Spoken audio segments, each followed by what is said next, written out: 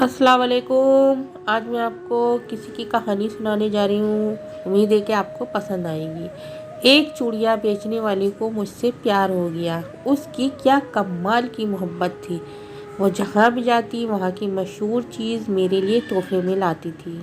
वो मेरी खातिर मेरे शहर में 4 साल तक रही। रोज़ाना मेरी मन्नतें करती और रोती रहती थी।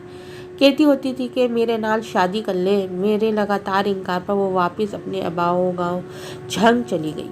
कुछ अरसे बाद मैं अपने दोस्तों के साथ बाहू सुल्तान के मज़ार पर गया। मैं उधर मज़ार के बाहर खड़ा था कि पीछे से किसी ने मेरा बाजू पकड़ा तो देखा वही चूड़ियाँ बेचने वाली थी।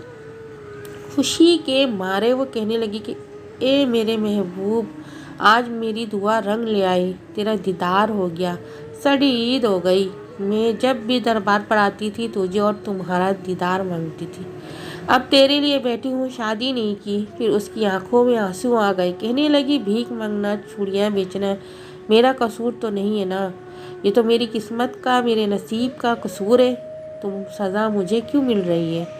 वो सब के सामने मेरे गले लग के रोने लगी। कहने लगी कि एक दफ़ा मेरे साथ मेरे घर चलो। मेरे पाँव पकड़ लिए।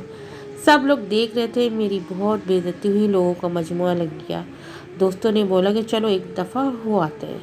मैंने हाँ कर दी तो वो भागकर गाड़ी में बैठ गई। उसका घर 50 किलोमीटर दूर था। सारे रास्ते वो बहुत खुश थी। उसके गांव पहुंच गए। वहाँ सब घर कच्चे थे लेकिन सफाई पक्के घरों से भी ज़्यादा थी। सब लोग मुझे अजीब नज़रों से देख रहे थे। हम उनके घर पहुँचे। उसकी सब सहेलियाँ जमा हो गई। फिर उसने हमारे लिए क्या मज़े का खाना बनाया। उसके घर वालों ने मुझे बताया कि ये लड़की तो सारा वक्त तुम्हारे नाम की तस्बीह करती रहती है। और फिर जब हम वापस आने लगे तो उसकी आंखों से आंसू नहीं रुक रहे थे। मेरे हाथ चूमकर कहने लगी कि तेरा कसूर नहीं है, मेरी किस्मत का कसूर है। मैं जो चूड़ियाँ बेचने वाली के घर में पैदा हुई।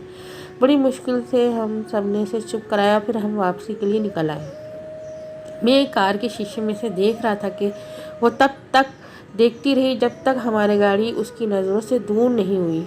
वो हमारी आखिरी मुलाकात थी। फिर एक दिन मेरा उससे मिलने को दिल किया तो उसने उसके गांव चला गया। उसके घर वालों ने बताया कि तुम्हारे जाने के बाद वो बहुत बीमार रहने लगी थी।